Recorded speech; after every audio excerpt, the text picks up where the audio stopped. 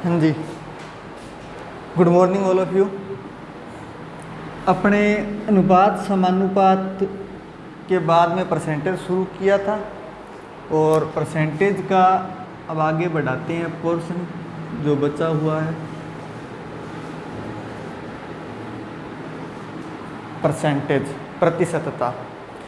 प्रतिशतता में लास्ट जो क्वेश्चन किया था उसी पर आधारित एक प्रश्न और लिखो। कपड़ों की दुकान में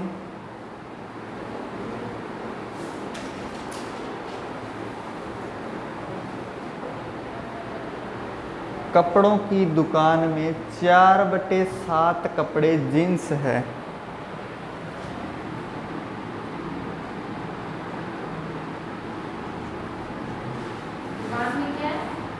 कपड़ों की एक दुकान में 4/7 कपड़े जींस है।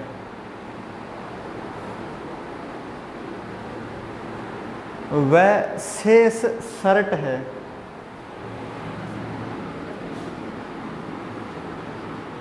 शेष शर्ट है।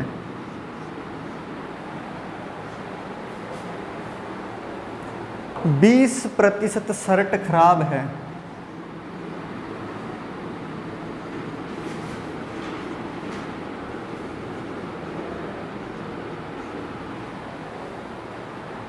यदि पूरी दुकान में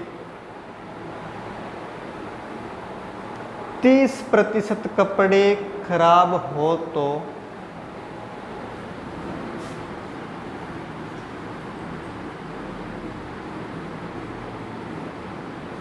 पूरी दुकान में 30% कपड़े खराब हो तो कितने प्रतिशत जींस खराब है?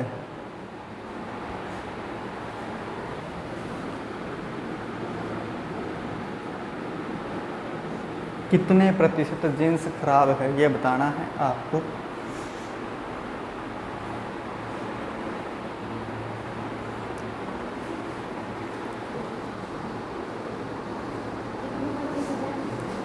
कितने प्रतिशत जींस खराब है ये आपको बताना है।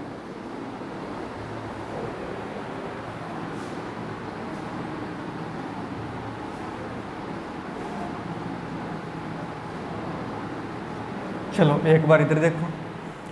सबसे पहले प्रश्न कह क्या रहा है वो नोट करो। देखो यहाँ पर बोला है कि जींस एक दुकान में 4/7 जींस है। इसका मतलब ये हुआ कि 7 में से 4 जींस है और बाकी क्या है? शेष शर्ट है। मतलब 7 में से 4 अगर जींस है तो 3 कौन है? शर्ट है। जींस अनुपात शर्ट कितना आ जाएगा? जींस 4 है तो शर्ट कितने हो गए? 3। बोलो बात समझ में आई? उसके बाद में टोटल कपड़े कितने हो गए? 4 और 3 टोटल कपड़े कितने हो गए? 7 कपड़े। कैलकुलेशन आसान कर ले के लिए अपने तीनों के साथ में 0 लगा दें। ये देखो इसके साथ भी 0 लगा देते हैं, इसके साथ में भी 0 लगा देते हैं, ताकि क्योंकि अनुपात तो सेम रहेगा। 40 और 30 का अनुपात निकालेंगे तो भी 4:3 ही आएगा। तो इसके साथ दोनों के साथ 0 लगा दिया। 40 और 30 70 कपड़े हो गए तो इसके साथ भी 0 लग जाएगा। ठीक है। अब देखो आगे अपने को बोला है कि 20% शर्ट खराब है। 20% शर्ट खराब है। शर्ट कितनी खराब है? 20%। आ जाइए। 20% शर्ट खराब है तो 30 का 20% कितना होता है? 6 होता है।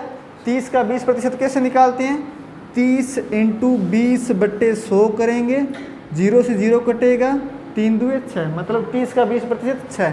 तो 6 शर्ट खराब है, ये इसने बोला है अपने को। उसके बाद में बोला है कि पूरी दुकान में 30% कपड़े खराब है। पूरी दुकान में 70 कपड़े हैं, 70 का 30% 21 होगा। 70 × 30/100 करेंगे तो 21। तो पूरी दुकान के 30% कपड़े खराब है। इसका मतलब हुआ कि 21 कपड़े पूरी दुकान में खराब है। अब हाँ जी, अब यहाँ पर 21 कपड़े पूरी दुकान में खराब है, जिसमें से 6 शर्ट खराब है, तो बाकी जींस खराब होगी। 21 में से जो बच गए वो बाकी जींस खराब है। तो कौन कितनी बच गई? 21 में से 6 गई, 15 बच गए। मतलब 15 जो है जींस खराब है। तो जींस कितनी खराब है? जींस खराब जींस कितनी है? 21 माइनस 6 करेंगे तो 15 खराब जींस है, 15 खराब जींस है। अब आपको बताना है कि दुकान में जो जींस खराब है वो कितने प्रतिशत है, ठीक है। तो अब देखो 40 टोटल जींस है, 15 जींस खराब है, तो 40 का 15 कितना प्रतिशत है ये अपने को बताना है। 40 का 15 प्रतिशत कितना, 15 जो है 40 का कितना प्रतिशत है ये अपने को बताना है। तो 15/40 इंटू 100 करेंगे, 40 का 15 कितना प्रतिशत है वो बताने के लिए ये 100 करेंगे इंटू, ठीक है। 0 से 0 काट दीजिए, 150/4 आएगा और भाग देंगे तो 4 तिये 12, 3 0 7 चौका 28.5%। ये आ जाएगी खराब जींस का प्रतिशत है, खराब जींस का प्रतिशत, खराब जींस प्रतिशत। बोलो क्लियर है क्या, या रिपीट करूं? इधर भी रिपीट करना है क्या? सुनो एक बार।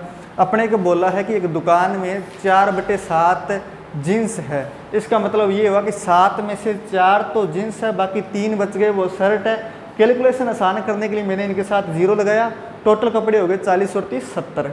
अब अपने को बोला है कि 20% तो शर्ट खराब है, मतलब 30 का 20% कितना हो गया 6। अब अपने को बोला पूरी दुकान में जो है 30% कपड़े खराब है, तो 70 का 30% 21 हो गया।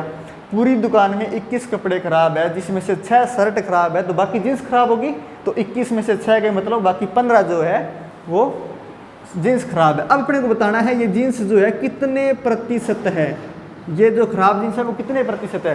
तो 40 का 15 कितना प्रतिशत है, तो 15/40 इंटू 100 करेंगे। 0 से 0 कटा, 15 का 10 के साथ गुणा हुआ 150, बट्टे में 4 का भाग दिया तो आया 37.5%। वो आ गई खराब जींस का प्रतिशत। बोलो क्लियर हुआ? नोट करो, नोट कर लीजिए।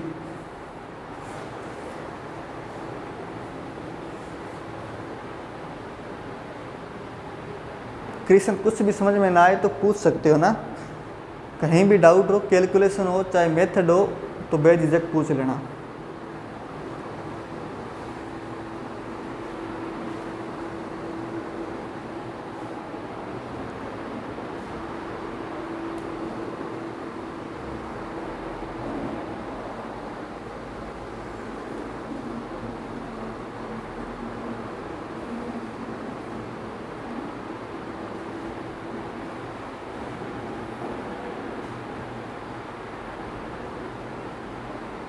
नोट कर लिया क्या?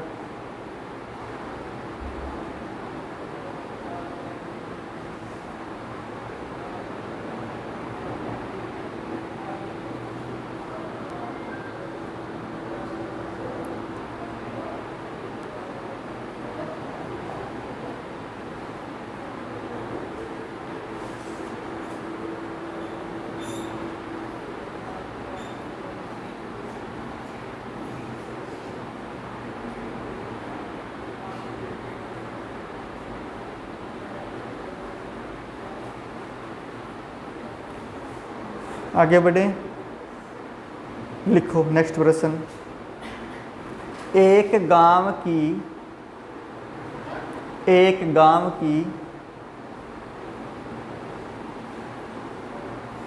12/25 जनसंख्या पुरुष है।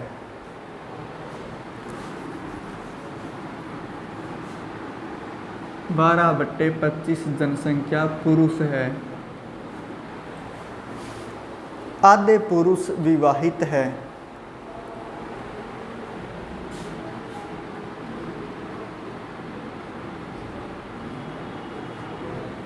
आधे पुरुष विवाहित है।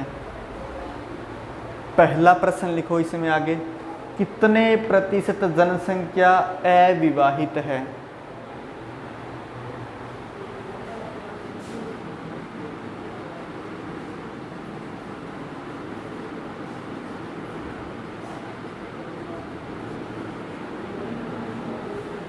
कितने प्रतिशत जनसंख्या अविवाहित है। नेक्स्ट प्रश्न लिखो इसमें, कितने प्रतिशत महिलाएं अविवाहित हैं।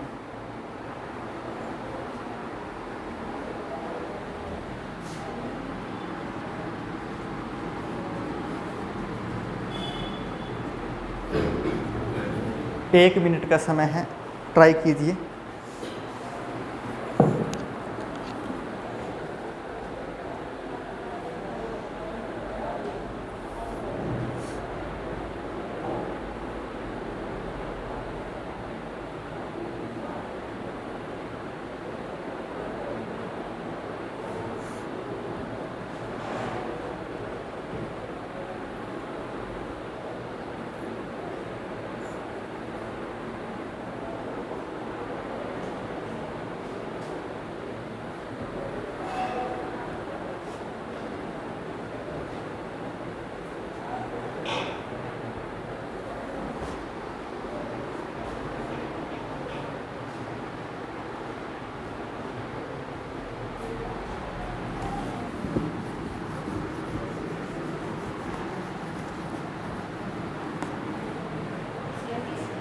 हाँ जी, 37 गलत उत्तर है।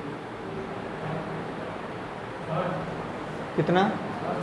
60 नहीं है, 60 नहीं है, 50%। हाँ ये लिखा हुआ ना, प्रश्न में दिया है, तो प्रश्न में दिया है ना 50% पुरुष विवाहित है, इसका मतलब क्या 50 अविवाहित है, यही होगा। बड़े जीव बालक हो। चलो इधर देखो भी, सबसे पहले आपको दिया है कि एक गांव की 12/25 जनसंख्या पुरुष है। इसका मतलब ये हुआ कि 25 में से 12 लोग तो आदमी हैं और 13 कौन है? महिलाएं। ठीक है, तो मेल फीमेल लिख लूँ मैं, मेल फीमेल। 12 पुरुष है तो 13 कौन बच गई? महिलाएं। अब टोटल कितने हो गए? टोटल जनसंख्या कितनी हो गई? 12 और 13 25 हो गए। और मैं इसके साथ कैलकुलेशन आसान बनाने के लिए 0 भी लगा देता हूँ साथ साथ। ठीक है, तो 120 और 130 कितने? टोटल 250 जनसंख्या होगी गांव की। इधर देख लो एक बार, नोट बाद में कर लेना, समय मिलेगा। उसके बाद में बोला है कि आधे पुरुष जो है विवाहित है, तो विवाहित अपने अलग से लिख लेते हैं, विवाहित, और इधर नीचे लिख लेते हैं अविवाहित। आधे पुरुष विवाहित है, इसका मतलब 120 में से 60 विवाहित है, 60 विवाहित है। अब ये विवाहित पुरुष, एक बार ध्यान दो इधर, ये विवाहित पुरुष होंगे किसके साथ? महिलाओं के साथ ही तो विवाहित होंगे। ऐसा तो नहीं है कि दरकत का सके कोई खेल का सके फेरा ले लेगो। तो इसका मतलब 60 महिलाएं भी विवाहित हैं इस गांव के अंदर। 60 अगर पुरुष विवाहित है तो 60 महिलाएं भी विवाहित है। तो बताओ मेरे को टोटल विवाहित कितने हो गए? 120। अब 250 में से 120 विवाहित है तो अविवाहित कितने हो गए? 130। ठीक है, अब मेरे को ये बताओ 130 में से 60 महिलाएं विवाहित हैं तो अविवाहित महिलाएं कितनी है? 70। समझ में आई बात है? अब अपने प्रश्न पर चलते हैं। प्रश्न ये है कि कितने प्रतिशत जनसंख्या अनमेरिड है, मतलब अविवाहित है। तो टोटल जनसंख्या तो 250 है, अनमेरिड कितनी है? पहला प्रश्न पर अपने बात करते हैं। अनमेरिड जनसंख्या है 130 और पूछा है कितने प्रतिशत है, तो टोटल 250 है। 250 की 130 कितने प्रतिशत है निकाल देते हैं। ये देखो 0 से 0 कटा, 25 से काटा, 25 चौका 100, 13 चौका 52%। ये तो आया अपने पहले प्रतिशत प्रश्न का उत्तर। बोलो ये क्लियर है क्या? उसके बाद में बोला है कि कितने प्रतिशत महिलाएं अनमेरिड हैं। तो देखो टोटल महिलाएं कितनी है? टोटल महिलाएं हैं 130, अनमेरिड महिलाएं कितनी है? 70। तो महिलाएं बता दो कितने प्रतिशत है। ये देखो 0 से 0 काट देते हैं, ऊपर बचा 700 बट्टे इधर 13 भाग देंगे तो 13 चौके 52, 13 पंजे 65, 5 0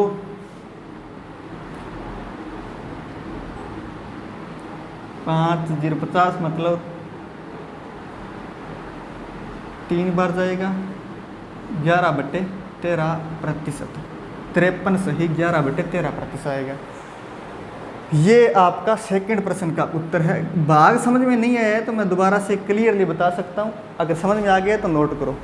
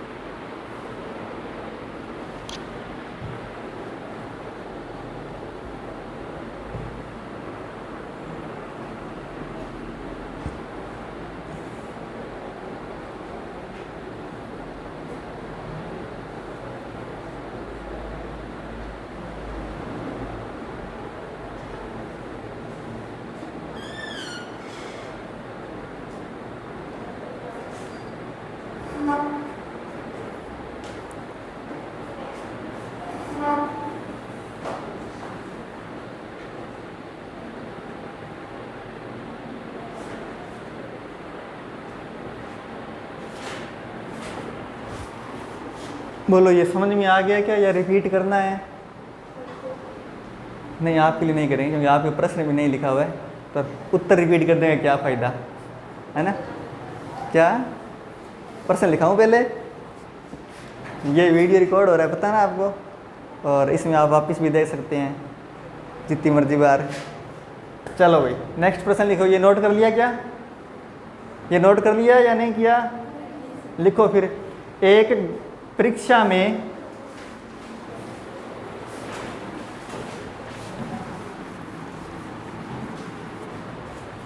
उत्तीर्ण होने के लिए उसके दोनों प्रश्न पत्रों में, एक परीक्षा में उत्तीर्ण होने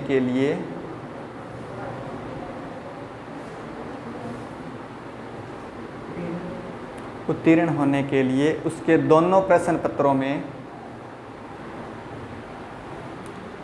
कुल 65% अंक, कुल 65% अंक प्राप्त करना आवश्यक है।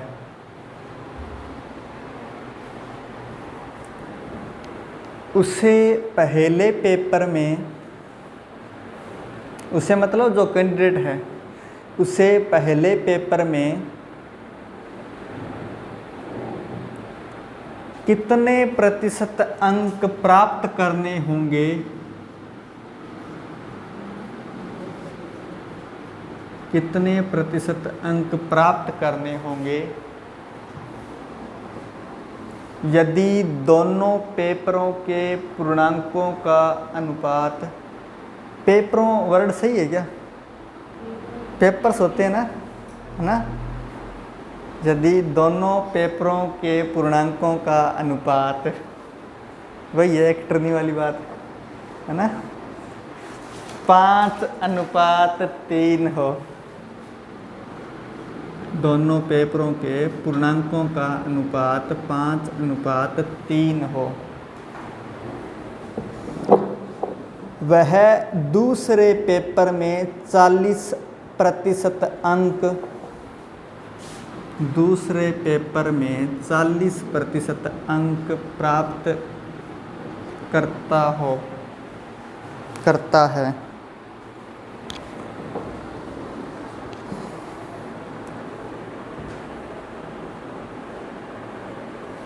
नोट कर लिया क्या? चलो 1 मिनट का समय है, जल्दी से बताइए कितना उत्तर आएगा। पहले तो 2 मिनट प्रश्न को समझो, उसके बाद 1 मिनट में पेपर करो। हाँ जी ना, केवल 1 मिनट है।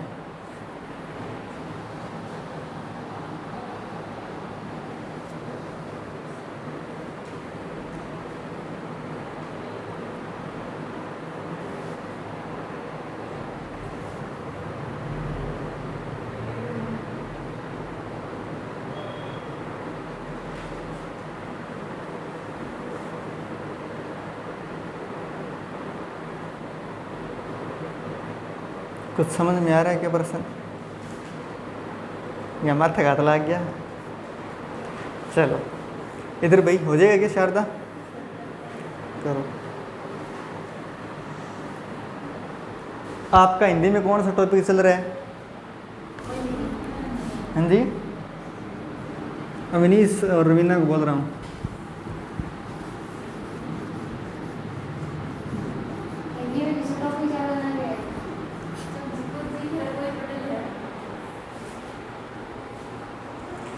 चलो करें, हो गया? ओके।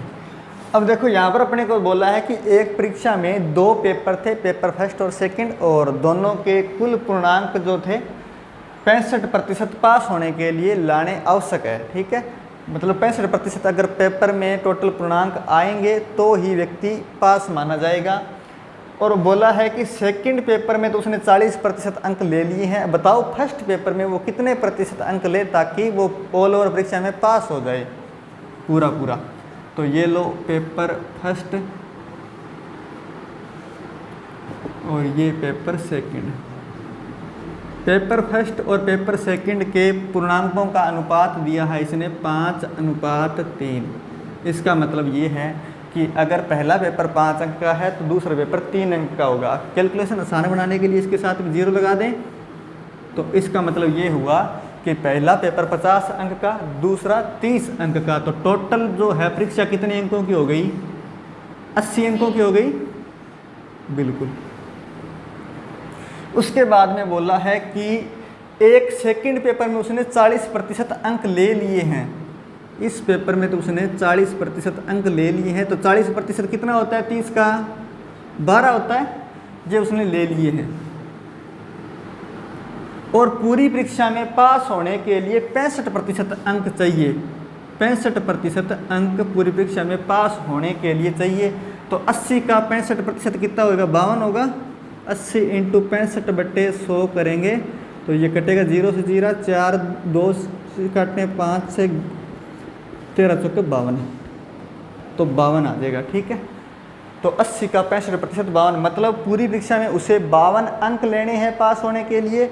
12 उसने सेकंड पेपर में ले लिए, तो पहले पेपर में कितने लेने पड़ेंगे? 40 अंक। 40 अंक लेने पड़ेंगे तभी तो टोटल 52 होंगे। अब बताना है कि ये 40 जो है कितने प्रतिशत है, मतलब पहले पेपर में उसने कितने प्रतिशत अंक लिए। तो पहले पेपर टोटल कितने अंकों का है? 50 अंकों का। उसने लिए कितने हैं?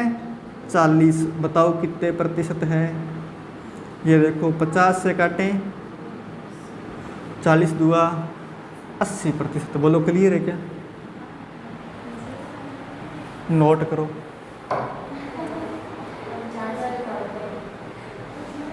क्या हुआ? नोट कर लो, समझ में आया, वरना रिपीट कर देता हूँ।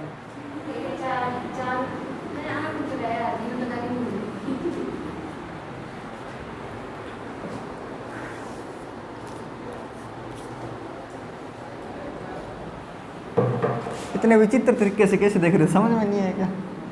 या डरा रहे हो बालक को? नहीं है यार, इधर शायद आपको भी नहीं है। चलो रिपीट कर देता हूँ, पहले नोट करो। इधर भाई आपको क्या बात है?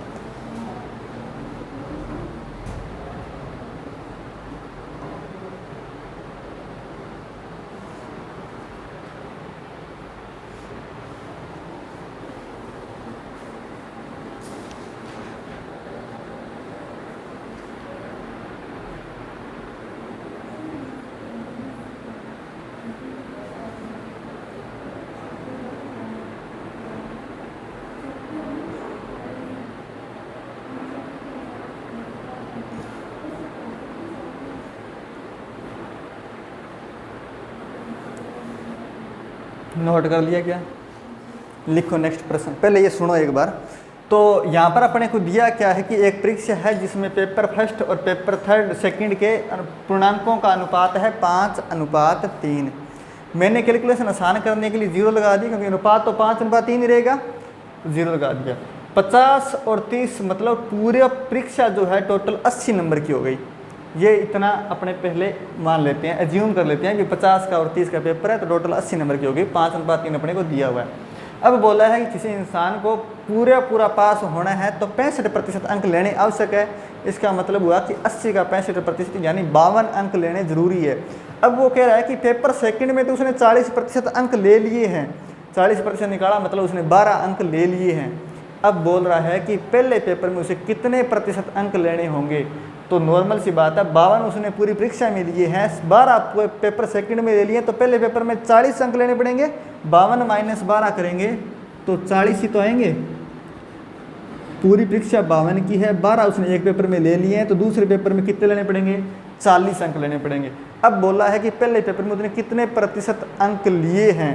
तो टोटल परीक्षा 50 की पहले पेपर की और 40 लिए हैं, तो 40 कितने प्रतिशत निकाल दो। तो 40/50 × 100, 50 से कटें 50 दूआ 100, 2 का 40 के साथ गुणा 40 दूआ 80%। तो बोलो क्लियर है क्या? या अभी भी नहीं है? लिखो, एक गांव की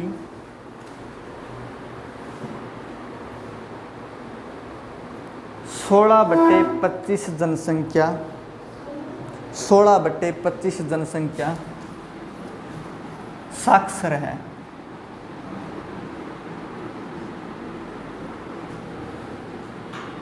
16/25 जनसंख्या साक्षर है। साक्षर जनसंख्या में से 3/4 के पास रोजगार है। साक्षर जनसंख्या में से 3/4 के पास रोजगार है।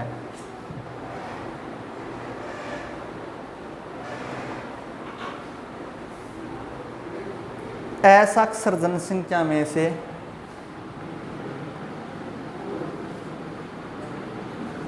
असाक्षर जनसंख्या में से आधे बेरोजगार है।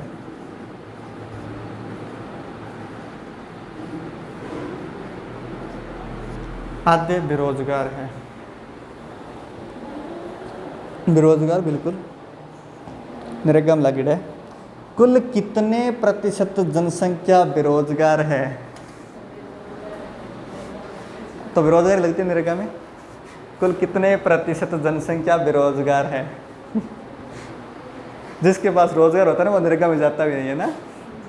हाँ, समझा करो फीलिंग। कुल कितने प्रतिशत जनसंख्या बेरोजगार है?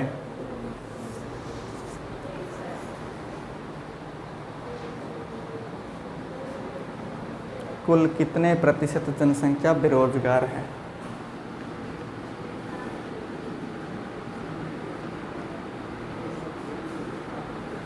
चलो बताओगे क्या? 1 मिनट का समय ट्राई कीजिए।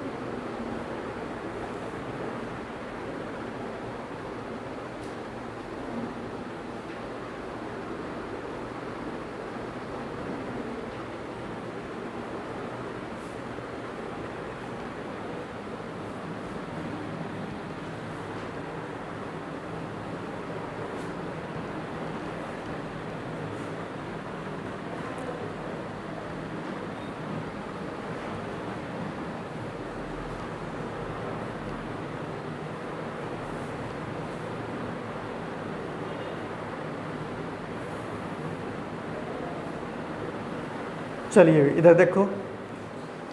सबसे पहले अपने को दिया है कि एक गांव की 16/25 जनसंख्या साक्षर है। तो 16/25 जनसंख्या साक्षर होने का मतलब है कि 25 में से 16 साक्षर है तो बाकी 9 बच गए। वो कौन है? असाक्षर, है ना। 25 में से 16 साक्षर है तो बाकी 9 बच गए। वो कौन है? असाक्षर। साक्षर कितने लोग हैं? 16। असाक्षर कितने लोग हैं? 9। ये अपने को प्रश्न से पता चल गया। उसके बाद में बोला है कि साक्षर में से 3/4 के पास रोजगार है। साक्षर में से 3/4 के पास रोजगार है। 16 का 3/4 निकालो, कितना होगा? 4 से काटेंगे, 4 चौके 16 और 4 का 3 के साथ गुणा, मतलब 12 लोगों के पास रोजगार है। तो बेरोजगार कितने बच गए? 16 में से 12 के पास रोजगार है तो बेरोजगार कितने बच गए? 4। Very good calculation. उसके बाद में बोला है कि असाक्षर लोगों में से आधे लोग नरेगा में जाते हैं। ठीक है, मतलब 4.5 जो है बेरोजगार है और 4.5 के पास रोजगार है। बोलो क्लियर हुआ क्या? ये अपने को इसमें दिया हुआ है। अब पूछा है पूरी पॉपुलेशन में से कितने प्रतिशत लोग बेरोजगार है। तो यहाँ पर देखो बेरोजगार कितने हैं? 4.5। यहाँ पर कितने हैं? 4। और पूरी पॉपुलेशन है कितनी? 25 लोग। गांव में बताया ना 25 में से 16 साक्षर मतलब टोटल 25 लोग है। तो 25 में से बेरोजगार लोग हो गए 4 और 4.5 मतलब 8.5 लोग बेरोजगार है। ये बताना है पूरी पॉपुलेशन के कितने प्रतिशत है, तो ये आ जाएगा बेरोजगारों का प्रतिशत।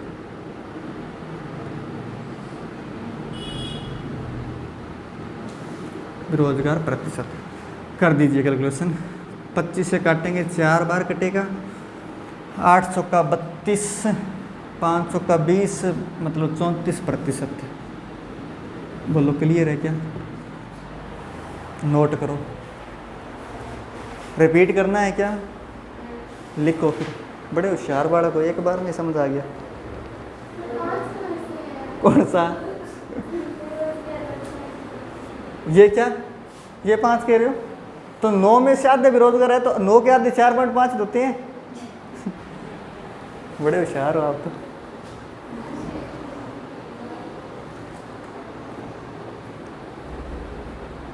आपको ये बोलना चाहिए था कि सर 4.5 कहाँ से? आप कह रहे सर 5 कहाँ से है? क्या स्पेशल 5 अलग से है? 4 के साथ ये हो ना? क्या 25 कहाँ से है? ये रखा। पूरी पॉपुलेशन 25 है, जिसमें से 16 साक्षर है, तो टोटल जनसंख्या में से बताना है कि कितने बेरोजगार है, तो टोटल जनसंख्या 25 है। ठीक है,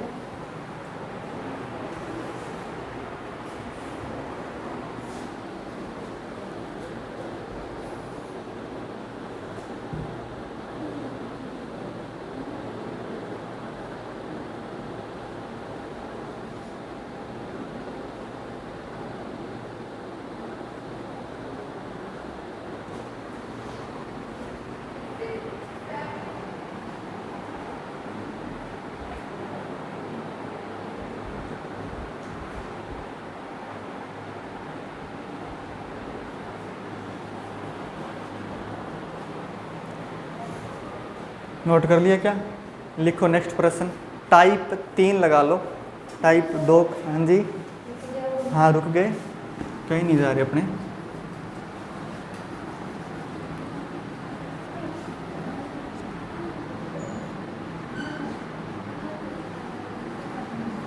टाइप 3 और टाइप 3 में पहला लिखो प्रश्न।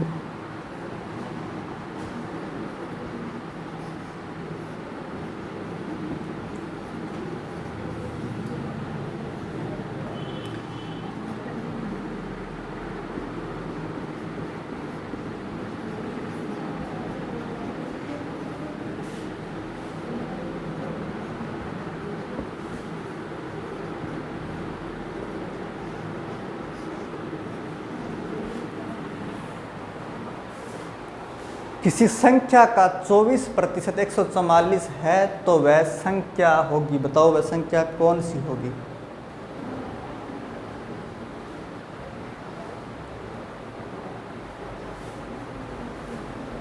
ये नोट कर लिया क्या? इधर वाला ये नोट कर लिया? हाँ पहले वाला, ठीक है।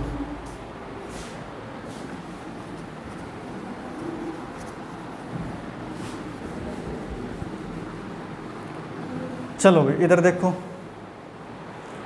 सीधी सी बात है कि 144 जो है 24% के बराबर है। ठीक है, ये अपने को दिया है। उसके बाद में पूछा वह संख्या कौन सी है, तो संख्या अपने आप में 100% होती है, तो 100 का मान चाहिए। 24 का मान दिया है, 100 का चाहिए, तो गुणा कर दो बस, काट दीजिए और उत्तर आ जाएगा। ये आ जाएगी आपकी संख्या।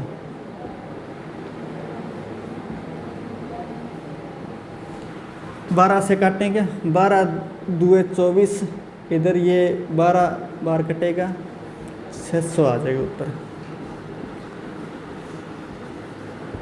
बोलो क्लियर है क्या? एक तरीका और बता देता हूँ। अपने करते क्या आ रहे हैं कि किसी संख्या का 24% निकालते हैं, तो अपने ऐसे करते हैं कि x × 24/100, मतलब x वो संख्या है जो जिसका पूछा है अपने को। ठीक है, मतलब किसी संख्या का 24% से निकालेंगे, और 24% है कितना? 144 है। अब यहाँ से x का मान निकालना है, तो जो इधर गुणा में 100 है वो तो इधर, सॉरी भाग में जो 100 है वो तो इधर गुणा में आएगा। 144 × 100 बट्टे में, या इधर गुणा में 24 है वो इधर भाग में आएगा, तो ये लो भाग में आ गया। बस काटेंगे, 6 बार कटेगा और 600 उत्तर आ जाएगा। बोलो क्लियर है क्या? दोनों में से जो बढ़िया लगे उतार लो, दोनों उतार दो चाहे।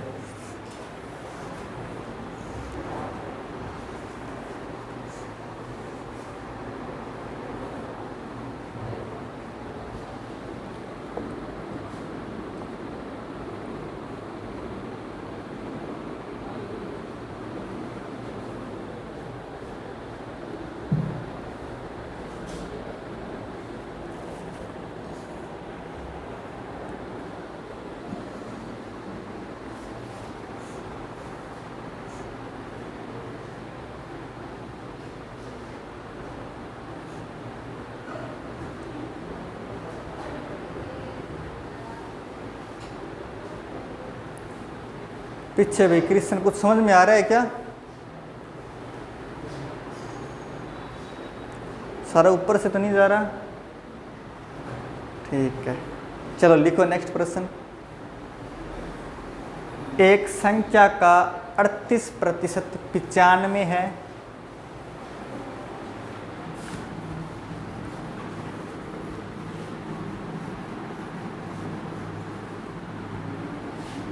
एक संख्या का 38% 95 है। आपको उस संख्या का 84% बताना है, कितना होगा? 84% कितना होगा?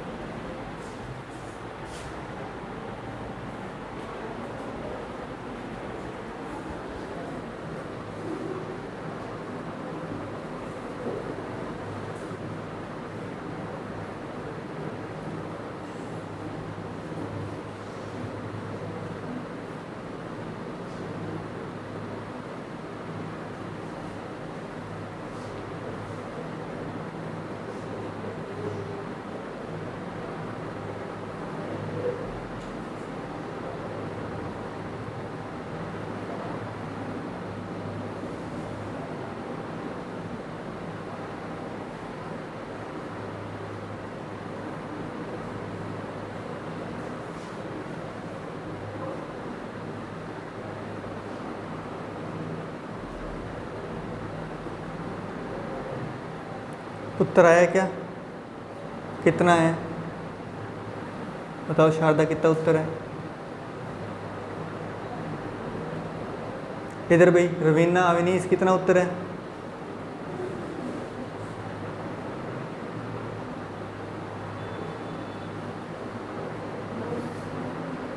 नौ सौ 200 एग्जैक्ट पहुँचे नहीं है, करीब करीब पहुँच गए हैं। देखो इधर थोड़ी सी गलती की है मेरे हिसाब से। चलो 95 जो है 38 के बराबर है। ये अपने को दिया है कि 95 जो है 38% है, मतलब 95 38 के बराबर है। अपने से पूछा 84% का मान, तो 84 से कर दो गुणा। बोलो क्लियर है क्या? काट दीजिए। 19 दूआ 38, 19 पंजा 95, 2 से काटेंगे 42 दूआ 84, 210 आ जाएगा। बोलो क्लियर है क्या? 42 × 5 करेंगे 210। ये है वो संख्या जिसका 84% अपने से पूछा है। कर लीजिए।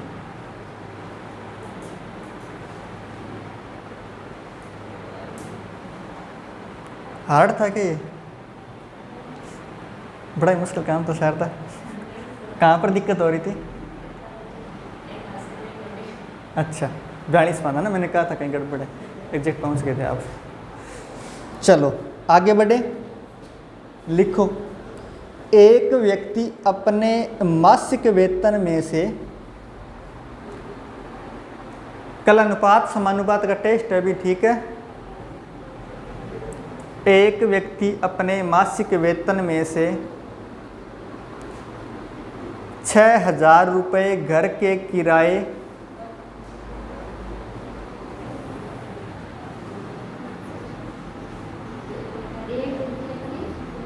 वेतन में से, मासिक वेतन में से 6,000 रुपये घर के किराए, 6400 रुपये बच्चों की फीस पर,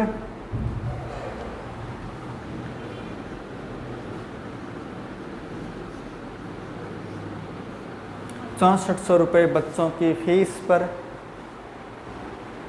व 8,000 रुपये अन्य घरेलू कार्यों में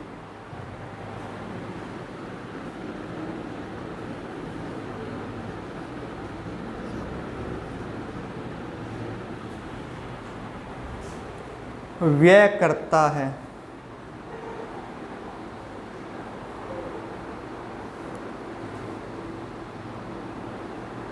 यदि वह हर माह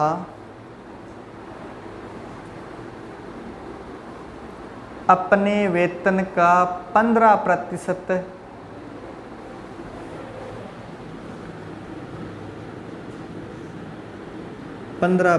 बचत करता है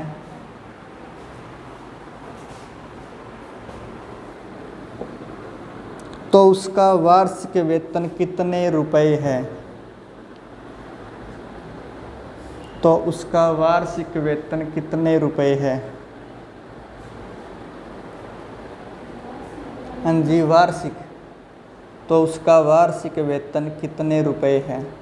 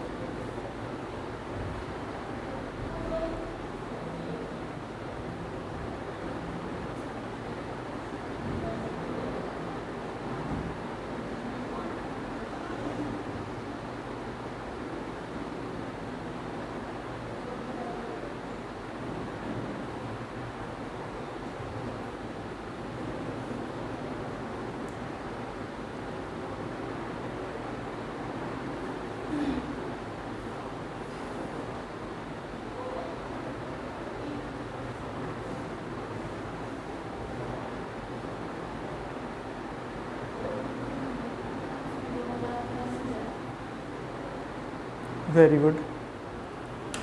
चलो इधर देखो भाई, सही है शारदा उत्तर आपका। सबसे पहले आपको जो दिया है खर्च वो काउंट कर लीजिए कि टोटल खर्च कितना किया। तो किराए पर कितना खर्च किया? 6000। फीस पर कितना किया? 6400। और घरेलू मदों पर 8000। टोटल खर्च कितना हो गया? टोटल खर्च कितना हुआ शारदा? 20,400। ये सब ने काउंट कर लिया था क्या इतना जोड़ करके टोटल खर्च है? उसके बाद में बोला है कि बचत है उसकी 15%। 15% बचत है, इसका मतलब खर्च कितना है? 85% है, जो है किसके बराबर? 20,400 के। तो मासिक आय कितनी हो जाएगी? मासिक आय 20,400 खर्च है, जो कि 85% के बराबर है। अपने को 100% का मान चाहिए, क्योंकि आय तो 100% होती है। काट दीजिए 17 5 85, 17 एकम 17, 17 दुए 34, 00। 5 से काटेंगे तो ये कटेगा 600, ये आएगा 6000। नहीं नहीं नहीं, ये तो गलत है ना।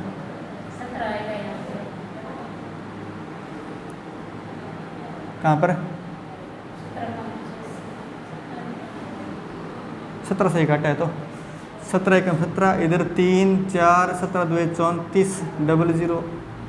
5 से, अच्छा 5 से काटा है ना, 5 से काटा है बिल्कुल।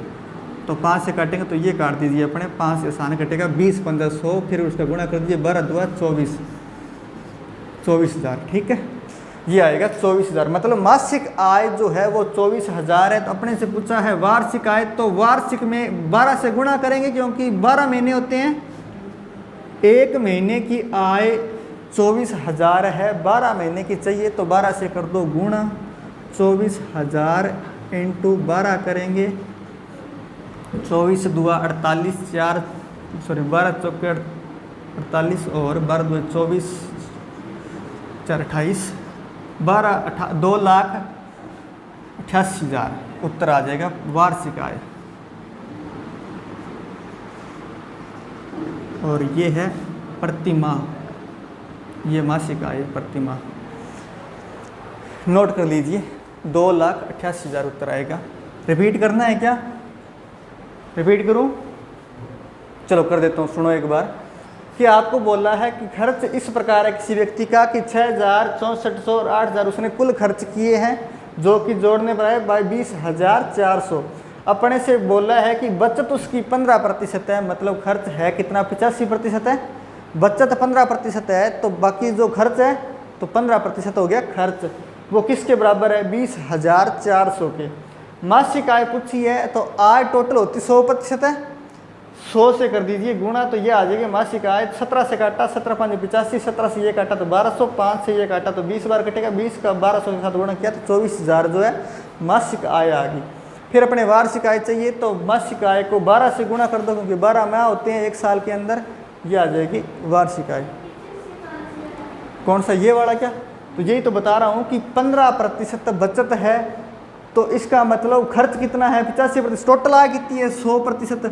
टोटल आय तो किसी व्यक्ति की 100% होती है, उसमें से इसने 15% रुपये बचा लिए, तो बाकी कहाँ गए? बाकी खर्च कर दिए, तो वो खर्च ही तो लिखा है मैंने कि खर्च हो गए 20,400 जो 400 जो कि 85% के बराबर है।